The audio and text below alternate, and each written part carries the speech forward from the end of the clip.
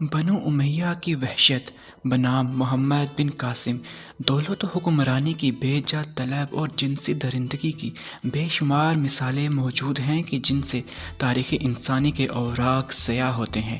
اسی سلسلے کا بدنام زبانہ لٹیرا محمد بن قاسم بھی تھا، جو ماضی کے طائف اور آج کے سعودی عرب کے ثقفی قبیلے میں پیدا ہوا۔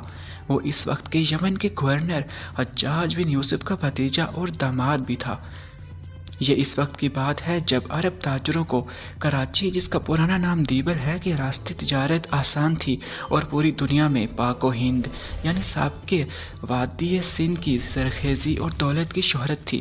دیبل پر بہت لوگوں کی نظر تھی اور بے شمار بار پہلے بھی اس پر چڑھائی کی گئی، مگر کبھی کامیابی حاصل نہ ہو سکی۔ ان دنوں عرب ویران صحرا تھا اور کوئی خاص فصل بھی نہیں تھی، زمین سے تیل بھی نہیں نکالا جا رہا تھا، تو ان کا پیشہ منظم لوٹنا تھا۔ ہم یہاں پر بنو امیہ کی بات کر رہے ہیں، یعنی خلافت بنو امیہ۔ اور بات رہی اسلام کی، تو یہ لوگ خود اسلام پر عمل نہیں کرتے تھے، ورنہ یہ لوگ قتال نہ کرتے۔ حجاج بن یوسف اس سوچ میں تھا کہ کیسے دیبل کی عظیم ترین دولت کو لوٹا جائے کہ اس دوران کچھ مکرانی بحری قزاقوں نے کچھ جہاز لوٹے۔ بقول حجاج بن یوسف، جن میں سری لنکا سے آئے تحائف، کچھ عرب بیوائیں اور ان کے مردوں کے تابوت تھے۔ حجاج نے دیبل کے ہندو برہمن راجہ داہر کو دھمکی آمیز خط لکھا اور بحری جہازوں اور تحائف و افراد کی واپسی کا کہا۔ جواب میں راجہ داہر نے ان قزاقوں پر کنٹرول نہ ہونے کا پیغام دیا۔ یہ بحری جہازوں والی بات کچھ افسانوی سی لگتی ہے، کیونکہ پورا عرب عورتوں اور لونڈیوں کی تجارت کا پیشہ کرتا تھا۔ ایک بات حقیقت تھی کہ دیبل بہت امیر بندرگاہ تھی اور لوگ پرامن تھے۔ حجاج نے 6000 جنگی ماہرین کا گروپ تیار کیا اور کمانڈ کے لیے اپنے داماد کو چنا۔ اس وقت محمد بن قاسم کی عمر 17 سال تھی اور صاف ظاہر ہے کہ قاسم کو تجربہ کار لوگوں پر جنرل بنایا گیا۔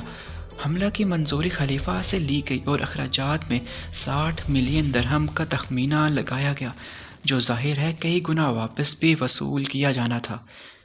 یہ وحشی بنو امیہ کے جنگجو 712 میں دیبل، موجودہ کراچی وادی سندھ میں داخل ہوئے اور روہڑی کے مقام پر ان کی راجہ داہر سے جنگ ہوئی۔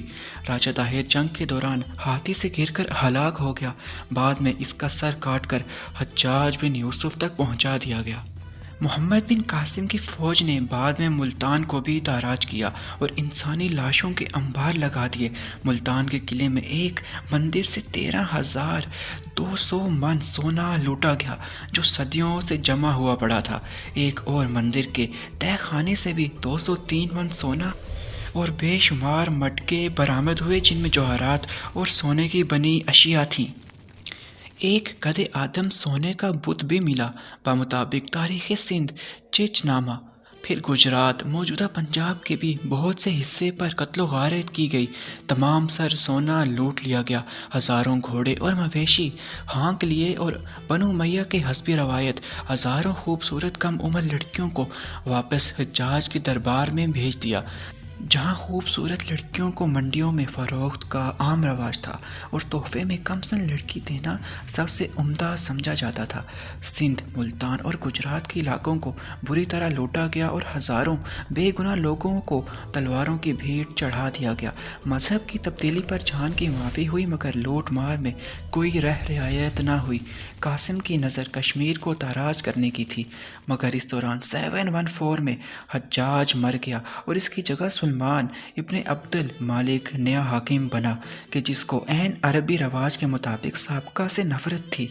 اس نے تحفہ دی گئی نوجوان لڑکیوں کا بہانہ کیا اور قاسم کو جنرل کے رینک سے ہٹا دیا اور اسے بیل کی کھال میں قید کر کے واپس طائف منگوا لیا۔ قاسم راستے میں ہی مر گیا۔ اس کی عمر 19 یا 20 سال تھی۔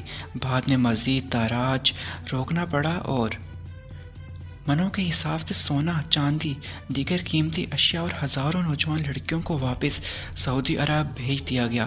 صرف سونے کی قیمت کا اندازہ 120 ملین درہم لگایا گیا، جو اصل خرچ سے دگنا تھا۔